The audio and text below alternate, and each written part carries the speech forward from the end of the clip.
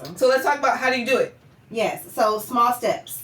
So like I was mentioning with Cardi B, incremental changes. A 1% every day goes a long way. Mm-hmm. So there's this thing called an inflection point where you take tiny steps towards a goal or towards whatever you want to do. Mm-hmm.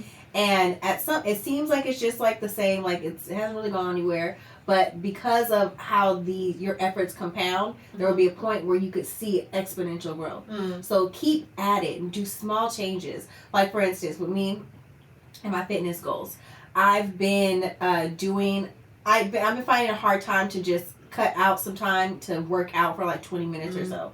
But I like moving around a lot. I'm like up talking or playing with my daughter. Mm-hmm. So I will stop and do 20 reps of one type of workout. And I may do that several times throughout the day. Progress. Until I get to the point where I can set out some time. But I'm like at least having movement and exercise. It's better than nothing. The day. Yeah. I think sometimes we think, man, if I can't do all of it, I don't want to do any of it. Exactly. And it's like, no. Mm-hmm. I remember when I was a college admissions advisor, Mm-hmm. I would talk to students who were just like, well, I can't afford to be a full-time student, so I'm not going to go to school. Right. I don't need a degree. But they really wanted one.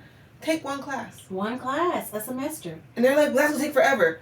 Okay, well, in 5 years, maybe 6, either you won't have any classes under your belt. Right. Or you You'll have some classes under your belt. Or you're halfway done. Exactly. Or in maybe 8 years, maybe it takes you 8 years to finish, but in 8 years you would have not had anything. Right. So why does the one class taking forever bother you, but stopping and not doing it at all doesn't? Starting brings the answers. Yeah. So you can't see how you're going to get your degree because you have to work a full-time job and you have kids and all that stuff. And you're like, well, I'm not going to be able to finish it in 2 years or 4 years or something like that. But right now, do what you can. Do what you can. And 2-3+ years from now, things can shift because your dream, when you start taking action towards your goals and your dreams, they will make room for you. They absolutely will. You'll reprioritize and you won't even realize, man, I could have done it. Right.